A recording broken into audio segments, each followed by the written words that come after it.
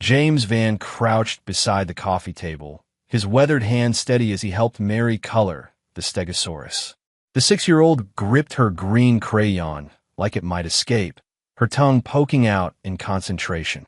"Uncle James, do you think dinosaurs got scared?" she asked, not looking up from her drawing. "Probably. Everything gets scared sometimes." He watched her small fingers work. 3 years of avoiding his brother's house. 3 years of keeping his distance from Kendra. And here he was babysitting because she'd called in a panic about some emergency at work. Mary nodded seriously. "I get scared." "What scares you?" She shrugged, still coloring. "Dark places. Loud noises. When people yell." James set down his own crayon. In his wilderness survival classes, he taught people to read signs, broken branches, disturbed soil, tracks that didn't belong. Right now, something felt off. Mary hadn't looked him in the eye once since he'd arrived 2 hours ago. "How about some soup?" he asked, standing up. His knees cracked. Too many years of military training and hiking through Oregon forests. In the kitchen, he opened a can of tomato soup while Mary arranged her crayons in perfect lines. The house felt wrong. Too clean, too quiet. Dell's house had always been chaos, sports magazines everywhere, dishes in the sink, Mary's toys scattered like confetti. Now everything looked like a magazine photo. "Where are all your toys?" James called out. "Mommy put them away." She said, "I'm too messy." James stirred the soup. 6-year-olds were supposed to be messy. Dell had complained about stepping on Legos every morning. He loved it. They ate in the living room, Mary perched on the edge of the couch like she might need to run. James told her about the family of raccoons he'd seen that morning, how the babies followed their mother in a perfect line. Like ducks. Exactly like ducks. For the first time all evening, Mary smiled. It didn't last. "Want to build a fort?" James asked, finishing his soup that Mary's eyes lit up. "Really? With the blankets?" "Best kind of fort." They dragged blankets off beds and chairs, using kitchen chairs as supports. Mary crawled inside first, giggling as James made the walls collapse and rebuilt them. Inside their fabric cave, she finally seemed like the kid he remembered from before Dell died. "This is safe," she whispered, touching the blanket walls. "Very safe. Nothing can get in unless we let it." They played for another hour. Mary built roads for her remaining toy cars while James fixed the fort walls. She talked about her teacher, Miss Creel, about a boy named Tommy who shared his cookies, about a dog she wanted to adopt. Normal kid stuff. Almost at 8:30, James checked his watch. "Time to go home, kiddo." Mary froze. The toy car slipped from her fingers. "Can't I stay here? Please. Your mom's expecting you back." "But I like it here. It's quiet." James studied her face. She'd gone pale, her small hands clenched in her lap. "Mary, what's wrong?" She shook her head quickly. Too quickly. "Hey." He kept his voice gentle. In the army, he'd learned that scared people, soldiers, or kids needed calm voices. "Talk to me." Mary looked around the fort like someone might be listening. Then she scooted closer to James, close enough that he could smell her strawberry shampoo. "Uncle James." Her voice was barely a whisper. "Yeah, I don't want to go home." "Why not?" Mary's bottom lip trembled. She looked at the fort entrance, then back at James. When she spoke, her voice was so quiet he had to lean in to hear. "Because Mommy hurts me, and she said I'll end up like Daddy if I talk." The words hit James like ice water.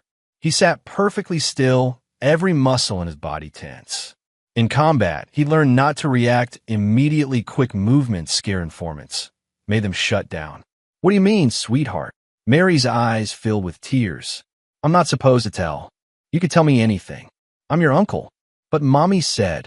"I don't care what Mommy said." James kept his voice steady. "You're safe with me. Always." Mary wiped her nose with her sleeve. "She gets really mad. And she pushes me. Hard. And she locks me in the closet when I cry." James's jaw clenched. He forced his hands to stay relaxed. "How often?" "Lots. Especially at night." "And Dennis, Mary started crying. "Who's Dennis?" "Mommy's friend. He touches me weird. Mommy says I'm making it up." James felt something cold and sharp settle in his stomach. Dennis. He'd seen a man leaving Kendra's house last week when he'd driven by. Tall guy, expensive car. "Mary, look at me." She raised her wet eyes. "You're not making anything up." And you're not going home tonight. James called Kendra from his truck while Mary dozed in the passenger seat, wrapped in the blanket from their fort. She's got a fever, he lied, watching Kendra's house through the windshield. I'm keeping her tonight. A fever? She was fine this morning. Kendra's voice had that sharp edge he remembered from family dinners, the tone that made Dell nervous. Kids get sick fast. I'll bring her by tomorrow. James, I need her home. I have work early. Find a babysitter. Silence stretched across the phone line. James counted the seconds. Fine, Kendra said finally. But I want her back first thing in the morning. The line went dead. James drove Mary to his cabin 20 minutes outside Eugene. She stayed quiet during the ride, staring out the window at the dark trees. His place was small, one bedroom, a loft space, and a kitchen that barely qualified as such. But it was his, and it was safe. You can sleep in my bed tonight, he told her as they walked up the porch steps. I'll take the couch. Are you sure? Very sure. Inside, Mary explored while James made her hot chocolate. She touched his books, his survival gear, the framed photo of him and Del from their last camping trip. In the picture, Del had his arm around James's shoulders, both of them grinning at the camera. I miss Daddy, Mary said, tracing Del's face with her finger. Me too. Do you think he's watching? James looked at his niece, really looked at her. She was too thin, too pale, dark circles under her eyes. How had he not noticed before? Because he'd been avoiding them. Avoiding the pain of seeing Del's family without Del in it. Yeah, he said quietly. I think he's watching. After Mary fell asleep, James sat at his kitchen table with Del's old laptop. Kendra had given it to him after the funeral, said Del would want to have it. James had stuck it in a closet and tried to forget about it. Now he opened every folder, every document. Most of it was normal work files from Del's job at the power company, photos, music. But in a folder marked legal, James found something that made his blood freeze. Email drafts to a family attorney named Robert Chun, dated 2 weeks before Del died. Bob, need to discuss emergency custody options for Mary. Situation at home deteriorating rapidly. Evidence of physical and emotional abuse. Can't wait much longer. Call me ASAP. Del, another draft. Never sent. I'm documenting everything. Photos, recordings, medical records. Kendra is hurting our daughter, and I can't stand by anymore. If something happens to me, make sure James gets this laptop. He'll know what to do. Del. James stared at the screen until the words blurred. Del had known. He'd been trying to save Mary when he died. The official report said Del fell down the stairs after drinking. Blood alcohol level just over the legal limit. Accidental death. Case closed, but Del rarely drank. And he was careful, too careful to fall downstairs he'd walked up thousands of times. James opened another folder marked evidence. Screenshots of text messages. Photos of bruises on Mary's arms and legs. Audio files with names like Kendra_yelling_01 and Mary_closet. His brother had been building a case he'd never got a present. James copied everything to a flash drive, his hands shaking with anger. Then he called his old Army buddy Marcus, now a private investigator in Portland. I need a favor, James said when Marcus answered. And I need it to be off the books. The next morning, Mary woke up screaming. James rushed to the bedroom and found her thrashing in the sheets, eyes wide with terror. The box. I'm sorry. I'll be quiet. Hey. James sat on the bed's edge, hands visible, voice calm. You're safe. You're at Uncle James's house. Mary blinked, focusing on his face. Uncle James. That's right. Bad dream. She nodded, tears streaming down her cheeks. I dreamed I was in a box. The dark box. James's jaw tightened. Tell me about the box. It's in the hallway. Mommy puts me there when I'm bad. Sometimes for a long time. Sometimes overnight. How big is this box? Mary held up her hands, indicating something about the size of a large closet. I can't stand up. And it's dark. Really dark. James want to punch something? Instead, he made pancakes while Mary watched cartoons. She ate 3 pancakes and drank 2 glasses of orange juice, more than she'd probably eaten in days. Mary, I need to ask you some questions. Is that okay? She nodded, syrup on her chin. You mentioned Dennis yesterday. Tell me about him. Mary's face went serious. He's Mommy's boyfriend. He comes over at night, sometimes. And he touches you. Mary squirmed at her chair.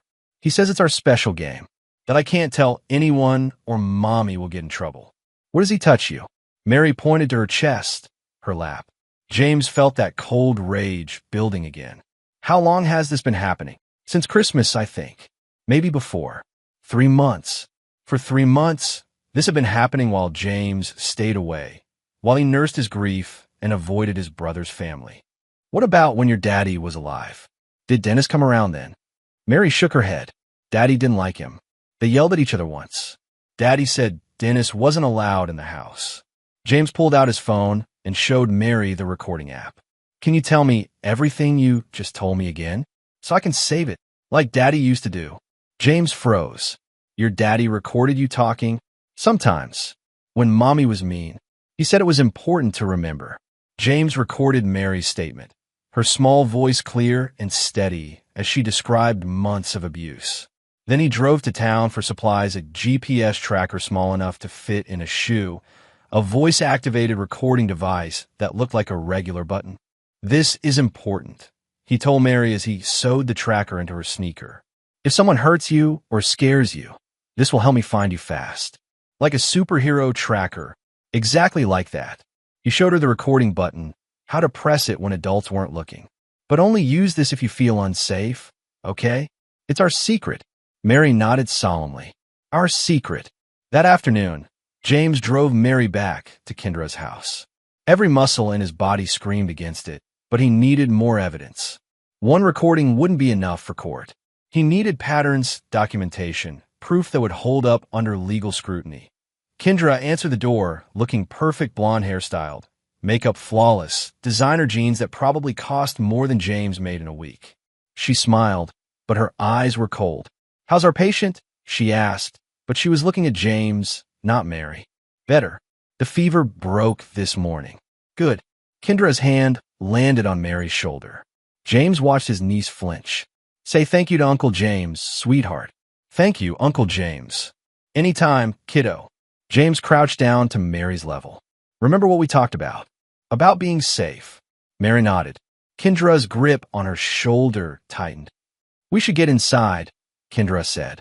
Mary has school tomorrow. James stood up slowly. Kendra was tall, maybe 5'8", but he had 6 inches on her. Take care of her. Of course. She's my daughter. But there was something in her voice. Something that sounded like a threat. James drove home planning his next moves. First, he'd visit Mary's school, talk to her teacher. Then he'd dig into Dennis Miles, find out who he was, where he worked, what kind of access he had. His phone buzzed with a text from Marcus. Found some interesting stuff about your sister-in-law. Call me. James pulled over and dialed. Your brother's widow is quite a piece of work, Marcus said without preamble. 3 previous marriages, all ended badly. First husband died in a hunting accident, gun went off while he was cleaning it. Second husband had a heart attack at 35, no history of heart problems. Third husband, well, that one just disappeared. Never found the body. Jesus. Gets better. She's got a life insurance policy on your brother. $500,000. And guess who witnessed the will? James already knew the answer. Dennis Miles. Turns out he works part-time for the county administrative consultant for Child Protective Services. Convenient, right? James closed his eyes. How the hell did CPS miss this? They didn't miss it. They buried it. I found 2 formal reports filed by Mary's teacher last year. Both investigations closed within a week, insufficient evidence. Someone's protecting her. Someone with access to CPS files and the authority to make problems disappear. James thanked Marcus and hung up. Then he sat in his truck on the side of the road, planning how to burn down the system that had failed his niece. He wouldn't just protect Mary, he'd destroy everyone who'd hurt her. Riverside Elementary School sat on 2 acres of playground and portable classrooms, painted cheerful yellow but showing its age. James parked between a minivan covered in soccer stickers and a sedan with a coexist bumper sticker. He'd called ahead, said he was Mary's uncle and needed to discuss her academic progress. The principal, Mrs. Rodriguez, walked him to Mary's classroom during lunch recess. Through the windows, James could see kids running around the playground. Mary sat alone on a bench, reading a book. Mary's teacher is wonderful, Mrs. Rodriguez said. Very dedicated. She's expressed some concerns about Mary's home situation. What kind of concerns? I'll let Miss Creel explain. Jordana Creel looked younger than James, expected maybe late 20s, with short dark hair and tired eyes. Her classroom walls were covered in student artwork and reading charts. She stood up from her desk when they entered, papers scattered around her like she'd been grading all through lunch. Mr. Van? I'm so glad you came. Mrs. Rodriguez left them alone. Jordana gestured to a small table with adult-sized chairs, the kind used for parent conferences. How well do you know Mary's home situation? Jordana asked. Better than I did a week ago. Not as well as I should. Jordana nodded, like this made perfect sense. Mary's behavior changed drastically after her father died.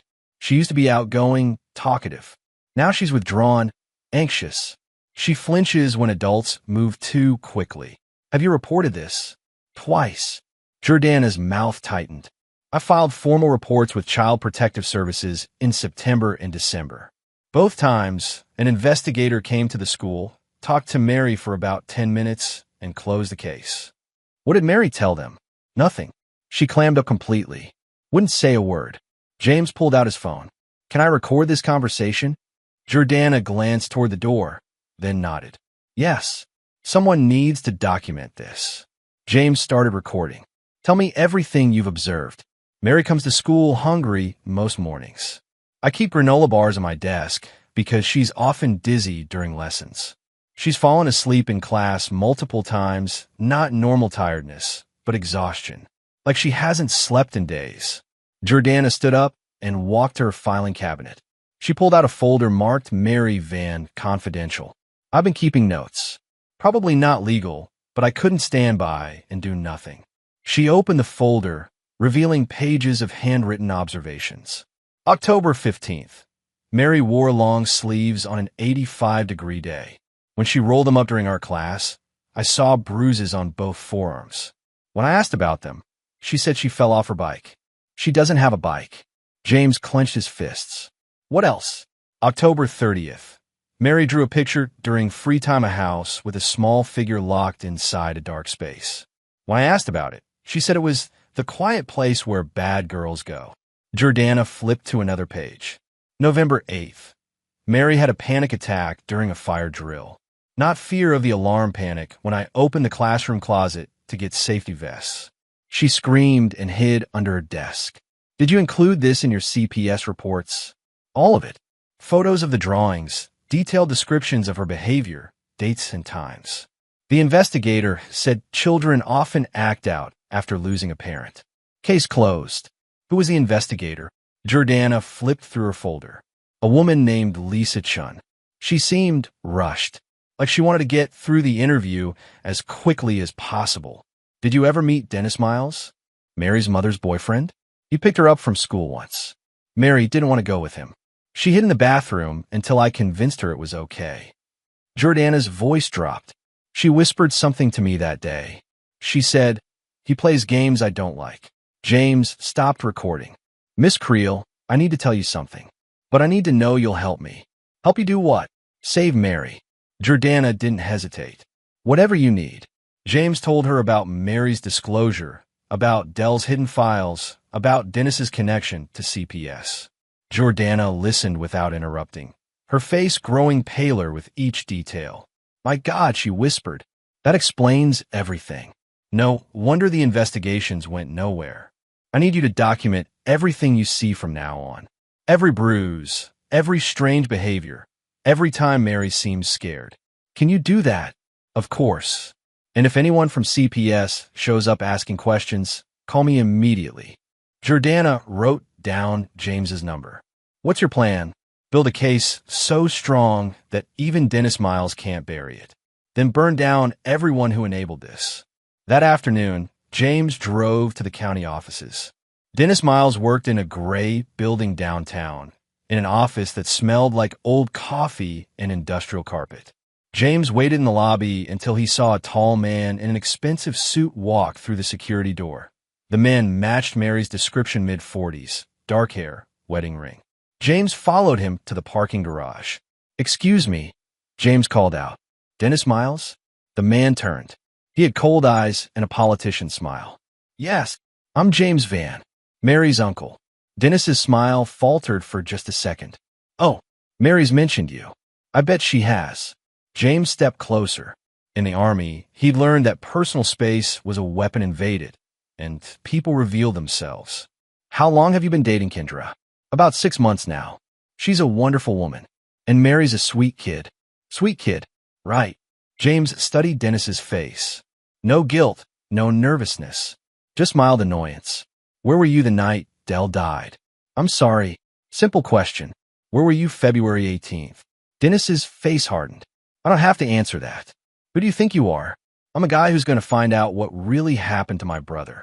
Dennis took a step back, bumping into his car door. "Your brother fell downstairs." "It was an accident." "Was it?" Dennis fumbled for his car keys. "I don't have time for this. If you have questions about Mary's welfare, go through proper channels." "What channels would those be?" "The CPS office where you work." Dennis froze with his key in the lock. "That's right," James said quietly. "I know who you are. I know what you do. And I know what you've been doing to Mary." "I don't know what you're talking about." "Sure you don't." James pulled out his phone and showed Dennis a photo Mary's drawing of the dark space. 6-year-olds don't usually draw pictures of themselves being locked in closets, unless it's happening to them. Dennis's face went white. He got into his car without another word and drove away fast enough to leave rubber on the concrete. James smiled grimly. He'd rattled him. Scared predators made mistakes. That night, James called Mary while she was supposed to be sleeping. "Uncle James." Her voice was barely a whisper. "Hey, kiddo. How are you doing?" "Okay. Mommy's watching TV downstairs." "Is Dennis there?" "Not yet, but he's coming over later.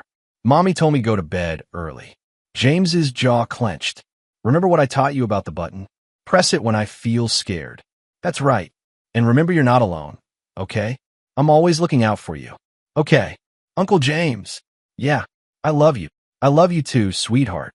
3 hours later, James's phone buzzed with an alert. The GPS tracker in Mary's shoe was moving. At 11 p.m., James grabbed his jacket and keys. The tracker showed Mary's location as Riverside Park, 2 miles from Kendra's house. What the hell was a 6-year-old doing at a park at 11 p.m.? He drove there in 8 minutes, parking across the street with his lights off. The park was empty except for one car in the far corner Dennis's sedan. James could see 2 figures on a bench near the playground. Dennis and Mary.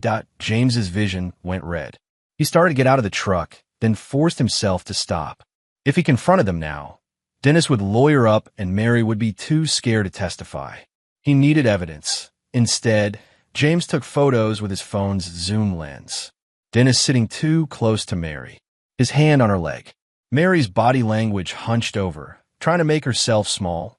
After 20 minutes, they got up and walked back to the car. James followed them home, staying far enough back to avoid detection. He watched Dennis walk Mary to the front door, watched Kendra answer in her bathrobe, watched all 3 of them go inside. The GPS tracker stayed stationary for the rest of the night. The next morning, James called Mary's phone again while she was getting ready for school. "How did you sleep?" he asked. "I didn't. Dennis made me go for a car ride." "Where did you go?" "The park. He said we needed to have a talk about keeping secrets." James closed his eyes. "What did he say?" "That if I told anyone about our games, bad things would happen. That Mommy would get in trouble and have to go away. Then I'd have nobody." "Mary, listen to me. None of that is true. If you tell the truth, you'll be safe." "Promise?" "I promise." That afternoon, James drove to a coffee shop in Springfield, 30 minutes south of Eugene. He'd arranged to meet Nico Guerra, a criminal defense attorney Marcus had recommended. Guerra had prosecuted child abuse cases for the state before going into private practice. Guerra was a compact man with silver hair and sharp eyes. He wore a rumpled suit and carried a leather briefcase that looked older than James. "Marcus says you have a situation," Guerra said, ordering black coffee and a sandwich. James handed him a flash drive. "Everything's on there. Audio recordings, photos, documentation going back months." Guerra plugged the drive into his laptop and put in earbuds. James watched his face change as he listened to Mary's recorded statement. "We got to the part about Dennis." Guerra's jaw tightened. How did you get this? Does it matter? For court, yes. For planning our strategy, no. Guerra continued listening. This is solid. The child statement is consistent, detailed, age-appropriate. No leading questions. You did good work. What about Dell's files? Guerra opened another folder, scanning Dell's drafts and photos. Your brother was building a strong case. If he'd lived to file it, but he didn't live. Convenient. You think the mother killed him? I think a lot of people have died around Kendra. And I think Dennis has been covering for her. Guerra leaned back in his chair. What do you want me to do? Get Mary away from them. Permanently. I can file for emergency custody. With this evidence, we'll get a temporary order within 48 hours. But that's just the first step. What's the second step? Criminal charges. Child abuse, child endangerment, conspiracy. Maybe homicide if we can prove your brother was murdered. James pulled out another flash drive. Photos from last night. Dennis took Mary to a park at 11 p.m. Guerra looked at the photos, his face grim. This is good. Very good. Shows ongoing abuse. Demonstrates the immediate danger Mary faces. When do we file? Tomorrow morning. I'll walk the emergency custody petition over to family court myself. What about CPS? Guerra smiled coldly. We don't go to CPS. We go around them. Directly to family court, then to the district attorney. Let CPS explain to a judge why they ignored a teacher's reports while a county employee was enabling child abuse. That evening, James got another alert from Mary's GPS tracker. This time she was at Dennis's house, an expensive place in the hills west of Eugene. James drove up there and parked on the street. Hidden behind a neighbor's hedge, through Dennis's front windows, James could see into the living room. Dennis was showing Mary something on his laptop. Even from a distance, James could see Mary shaking her head, trying to pull away. James took more photos, zoomed in as much as his phone would allow. Then he settled in to wait. At 10 p.m., Dennis and Mary came outside. Dennis was carrying a small duffel bag. Mary looked like she'd been crying. They got into Dennis's car and drove away. James followed, his rage building with every mile. Where the hell was he taking her? They ended up at a motel on Highway 99, a rundown place that rented rooms by the hour. James watched Dennis register for a room while Mary waited in the car. Then Dennis parked in front of room 114. James called 911.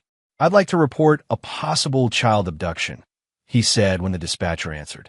Adult male has a 6-year-old girl at the Highway 99 motel. Room 114. What's your relationship to the child, sir? I'm her uncle. The adult is not her parent and doesn't have custody. We'll send a unit to check it out. James stayed on the line, parked where he could see the motel room door. 20 minutes later, 2 patrol cars arrived. James watched the officers knock on the door, saw Dennis answer in his shirt sleeves. One officer went into the room while the other talked to Dennis outside. A few minutes later, the first officer came out with Mary. She was wearing her pajamas, clutching a stuffed animal. James got out of his truck and walked over. I'm her uncle, he told the officer. James Van. Mary saw him and ran. James caught her in a hug as she started crying. Uncle James, you came. Of course I came, sweetheart. The officer, a young woman with kind eyes, knelt down to Mary's level. Honey, can you tell me what happened tonight? Mary looked at James, then back at the officer. Dennis brought me here. He said we were going to play a special game, but I didn't want to play. The officer's face hardened. She looked at her partner, who was handcuffing Dennis near the patrol car. Mr. Van, we're going to need you to come to the station, she said, and we'll need to call Child Protective Services. Don't call CPS, James said quickly. Call family court. I have an emergency custody petition being filed tomorrow morning. The officer looked confused. Sir, that's not how this works. James pulled out Nico Guerra's business card. Call this attorney.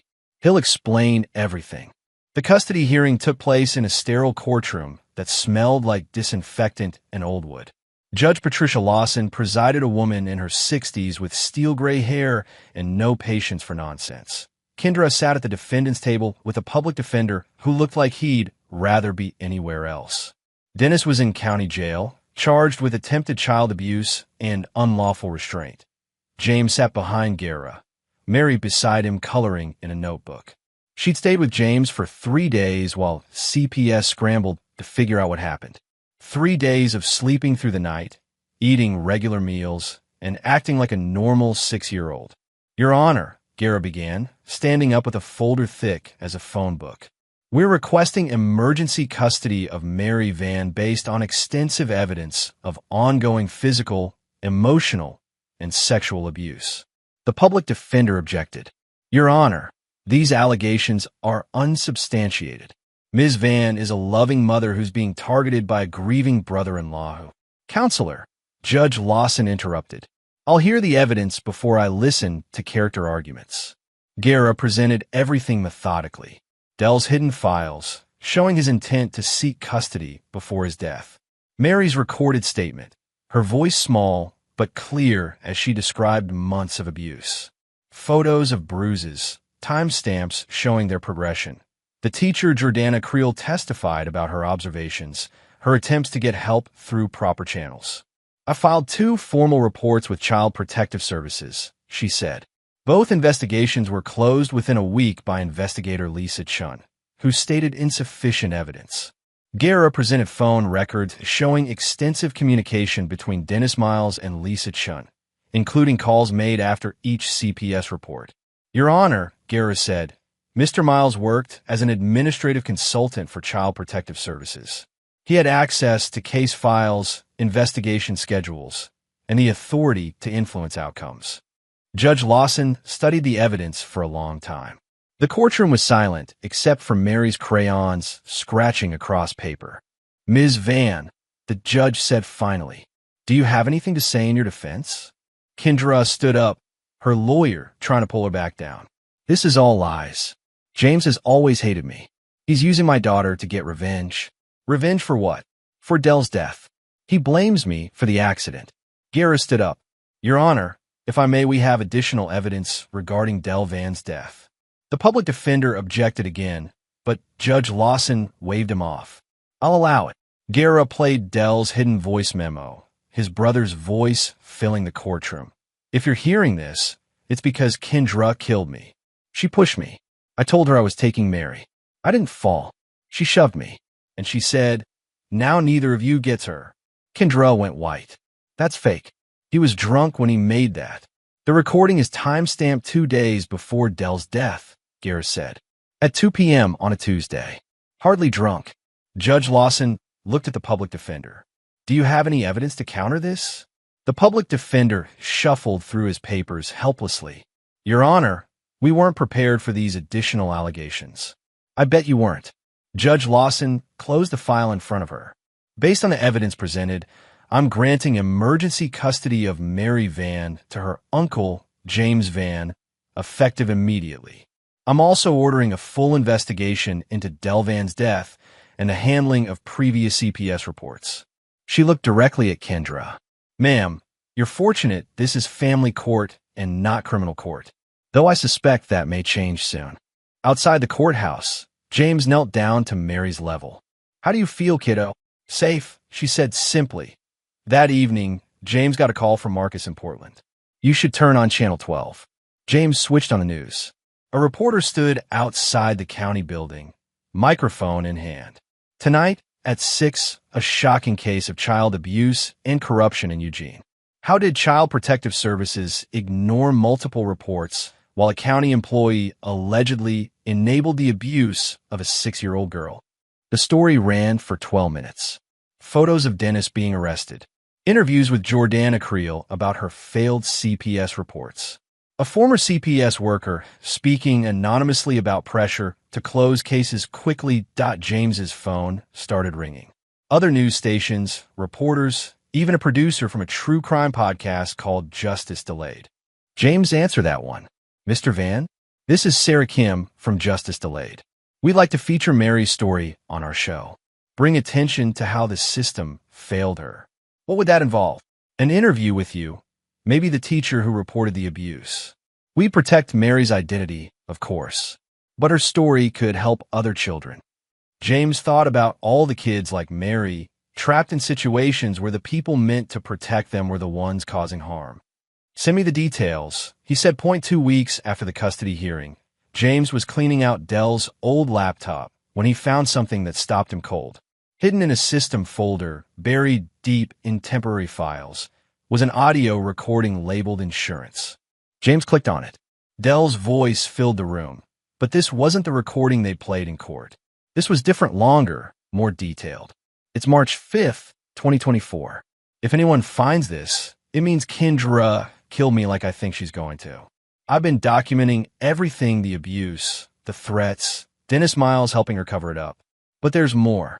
Dell's voice was shaky, like he was scared. I found out about her other husbands. Marcus helped me dig up the records. 3 men, all dead under suspicious circumstances. All had life insurance policies with Kendra as the beneficiary. All died right around the time they figured out who she really was. James paused the recording, his heart pounding. This was bigger than child abuse. This was serial murder. Her first husband, David Chun, yes, the investigator Lisa Chun, is his sister. Kendra has been manipulating that whole family for years. David supposedly shot himself while cleaning his hunting rifle. Except David was left-handed, and the trajectory of the bullet was wrong for a self-inflicted wound. I have the autopsy photos. James opened another hidden folder on the laptop. Crime scene photos, autopsy reports, insurance documents. Dell had been thorough. Her second husband, Michael Torres, heart attack at 35. Except the toxicology report shows traces of digitalis in his system. Not enough to kill him outright, but enough to trigger cardiac arrest in someone with no history of heart problems. Digitalis comes from foxglove plants. Guess what Kendra grows in her garden? The recording continued for 20 more minutes. Dell laying out a pattern of murder spanning 8 years. Each husband had figured out what Kendra was: a predator who targeted vulnerable men, married them, collected insurance money, then moved on. I confronted her about it last night, showed her the evidence. She didn't deny it. She laughed, said I'd never be able to prove anything because she had friends in law enforcement. Friends like Dennis Miles and Lisa Chun. Dell's voice got quieter. She told me if I tried to leave with Mary, I'd end up like the others. But I can't leave Mary with her. She's already started touching her, making her do things. If I die, James needs to know the truth. He needs to protect Mary, and he needs to stop Kendra before she kills again. The recording ended. James sat in his kitchen, staring at the laptop screen. His brother hadn't just been trying to save Mary from abuse. He'd been trying to expose a serial killer. James called Guerra immediately. I need you to come to my house, now, and bring a notary. Guerra arrived within an hour, along with a notary public and Marcus, who'd driven down from Portland. Play it, Guerra said. They listened to the entire recording while the notary documented its authenticity. When it finished, Guerra sat back in his chair. This changes everything. We're not just talking about child abuse anymore. We're talking about multiple homicides. Can we use this in court? It's admissible as a dying declaration, a statement made by someone who believed their death was imminent. Very powerful in court. Marcus opened his laptop. I've been digging deeper into Kendra's background. Want to see what else I found? He showed them marriage certificates, death certificates, insurance payouts. A clear pattern stretching back 12 years. She's collected over $2 million in life insurance, Marcus said. And there's more. I found evidence she's been scouting her next target, a widower in Salem with a substantial pension. We need to stop her, James said. We need to call the police, Guerra corrected. This is a homicide investigation now. James shook his head. The police haven't done anything so far. Half of them are probably in her pocket. James! No, we do this ourselves.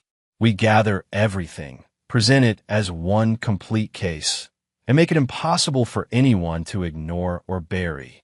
Guerra, consider this. What did you have in mind? Public pressure. Make this so big that even corrupt cops can't sweep it under the rug. That night, James called the producer from Justice Delayed. Sarah, it's James Van. I want to do that interview, but I want to do it live. Live? That's unusual for our format. This story is about to break wide open. If you want to be first, we do it live tomorrow night. Why aren't you telling me that a serial killer has been operating in Oregon for over a decade, and the system has been covering for her? Silence on the line. I'll call you back in an hour, Sarah said. The Justice Delayed podcast normally recorded in a studio in Seattle, but but Sarah Kim drove to Eugene to conduct the interview in person. She brought a full production crew and enough equipment to broadcast live to their 2.3 million subscribers. They set up in the community center downtown, the same building where James taught wilderness survival classes. Appropriate, he thought. He'd been teaching people to survive in the woods for years. Now he was teaching them to survive predators in plain sight. Mary stayed with Jordana Creel during the recording. She'd been through enough. She didn't need to relive her trauma for public consumption. The interview started at 7 p.m. Pacific time. Tonight on Justice Delayed Live, Sarah began, we're investigating a case that involves child abuse, murder, and corruption at the highest levels of Oregon's child protection system. With me is James Van, whose 6-year-old niece was failed by every system meant to protect her. For the first hour, James told Mary's story. The abuse, the failed CPS investigations, Dennis Miles's role in covering everything up. Sarah was a skilled interviewer, asking exactly the right questions to let James present the evidence methodically. But there's more to this story, James said as they reached the end of the hour. My brother Dell wasn't just trying to save his daughter from abuse. He was trying to expose a serial killer. Sarah's eyes widened. They discussed this beforehand, but hearing it live was different. James played excerpt from Dell's final recording, his brother's voice carrying clearly through the audio system. The chat feed on the podcast website exploded, thousands of comments pouring in as listeners reacted to the revelation. Marcus joined the interview via video link from Portland, presenting his research on Kendra's previous marriages. The pattern of death and insurance payouts, the suspicious circumstances, the convenient accidents. What we have here, Marcus said, is a black widow who's been operating for over a decade. She targets vulnerable men, marries them, collects life insurance, and moves on. And she's been protected by a network of corrupt officials. By the end of the 2-hour broadcast, #JusticeForMary was trending on social media. The Oregon State Police issued a statement saying they were reviewing the evidence. The governor's office announced an investigation into CPS procedures. James's phone rang as soon as the broadcast ended. Mr. Van, this is Detective Rebecca Santos with OSP. We need to talk. Detective Santos met James at the community center an hour after the broadcast ended. She was a compact woman with graying hair and intelligent eyes, the kind of cop who missed nothing. That was quite a show, she said, settling into a folding chair. How much of it was true? James handed her a flash drive. All of it. Every document, every recording, every piece of evidence we discussed tonight. Santos plugged the drive into her laptop. While she reviewed the files, James told her about the network of corruption, about Dennis Miles and Lisa Chun, about the CPS cases that got buried. Why didn't you come to us first? Santos asked. Because I don't know who I can trust. How do I know you're not part of their network? Santos nodded like this made perfect sense. Fair enough. Here's what's going to happen. I'm driving to Salem tonight to wake up the district attorney. Tomorrow morning, we're arresting everyone involved, including Kendra, especially Kendra. The arrest started at dawn. James watched the news coverage from his cabin, Mary curled up beside him on the couch. Dennis Miles was led out of his house in handcuffs, charged with conspiracy to commit child abuse, obstruction of justice, and accessory to murder. Lisa Chun was arrested at her CPS office, charged with evidence tampering and official misconduct, but the big arrest came at noon.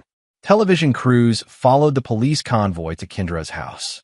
James turned up the volume as the reporter described the scene. Kendra Van is being arrested on charges of first-degree murder in the death of her husband Del Van, as well as charges related to the abuse of her 6-year-old daughter. Police are also investigating her connection to the deaths of 3 previous husbands. The camera showed Kendra being led away in handcuffs, no longer the perfectly groomed woman who'd fooled everyone for so long. Her hair was messy, her makeup smeared from crying. As they put her in the police car, she looked directly at the camera and screamed, "He was going to take her. I couldn't let him win." James rewound the footage and played it again. There was a confession on live television. Mary looked up at him.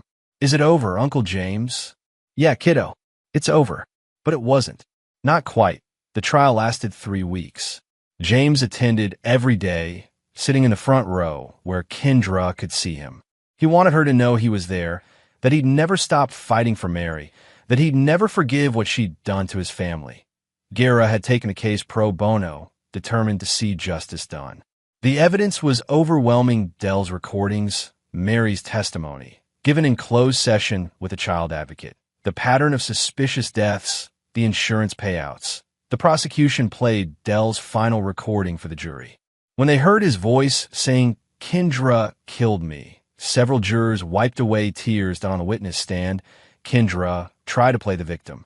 She claimed Dell was abusive, that she'd acted in self-defense. She said Mary was confused, that a 6-year-old couldn't be trusted to tell the truth about complex adult situations. The jury didn't buy it. Dennis Miles testified for the prosecution, having cut a deal for a reduced sentence. He described how he'd met Kendra through an online dating site, how she'd gradually revealed her plan to collect insurance money from Dell's death. "She told me Dell was getting suspicious," Dennis testified. "She said she needed him gone before he could file for custody. She asked me to make sure any CPS reports got buried." "And you agreed?" "Yes." She said if I helped her, we'd split the insurance money. Lisa Chen also testified for the prosecution. Through tears, she admitted to suppressing CPS investigations, to destroying evidence, to protecting the woman who'd killed her brother years earlier. "I thought if I helped her, she'd tell me what really happened to David," Lisa said. "Instead, she just used me." The most powerful testimony came from Mary herself, though the jury never saw her. Her recorded statement was played in court, her small voice describing months of abuse, while Kendra sat 10 feet away. When the prosecutor asked if Kendra had ever threatened her about telling the truth, Mary's recorded voice was clear. She said, "I'd end up like Daddy if I talked." The jury deliberated for less than 4 hours. Guilty on all counts: first-degree murder, child abuse, child endangerment, insurance fraud. Judge Lawson sentenced Kendra to life in prison without the possibility of parole. As they led her away, Kendra turned to look at James one last time. Her face was twisted with rage. "This isn't over," she said. James stood up. "Yes, it is." 6 months later, James was officially awarded permanent custody of Mary. The adoption paperwork was finalized on a Tuesday morning in the same courthouse where Kendra had been sentenced. Mary chose to keep her last name Van. "Because Daddy would want me to," she said. They celebrated with ice cream and a trip to the bookstore. Mary picked out 3 books about dinosaurs and one about brave princesses who save themselves. That evening, a reporter from the local news station called. They wanted to do a follow-up story 6 months after Kendra's conviction. "What would you say to Kendra if you could talk to her today?" the reporter asked during the interview. James didn't hesitate. "Nothing. She had the right to remain silent. She should have used it." The reporter pressed for more. "Do you forgive her for what she did to your family?" "No," James said flatly. "Forgiveness is earned. She destroyed lives, hurt a child, killed my brother. There's no forgiveness for that." "What about redemption? The possibility of change?" James looked at the camera. "Some people can't be redeemed. Some people are just broken. My job isn't to fix her. My job is to protect Mary and make sure nothing like this happens again." After the interview, James drove home to his cabin. Mary was in the living room, building a fort out of couch cushions. She looked up when he came in. "Uncle James, want to help?" "Always." They built the fort together, making it strong and secure. Mary crawled inside first, arranging her stuffed animals in a circle. "This is safe," she said, just like she had that first night. "Very safe," James agreed. Later that evening, after Mary was asleep, James sat on his porch looking out at the dark forest. His phone buzzed with a text from Marcus. Kendra's appeals were denied. "She'll die in prison." James deleted the message without replying. He didn't need updates on Kendra's life. She was gone, locked away where she could never hurt another child. In the distance, an owl called to its mate. Night sounds filled the forest, familiar, predictable, safe. James had learned something important over the past year. Justice wasn't about forgiveness or redemption. Justice was about protection. It was about making sure the innocent stayed safe and the guilty paid for their crimes, that he'd protected Mary. He'd exposed the system that failed her. He made sure Kendra would never hurt anyone again. That was enough. Inside the house, Mary slept peacefully in her own bed, in her own room, with the closet door wide open. Not because she was scared of the dark, but because she wasn't afraid anymore. She had Uncle James watching over her. And Uncle James never forgot, never forgave, and never let his guard down. Some people called it holding a grudge. James called it keeping his family safe.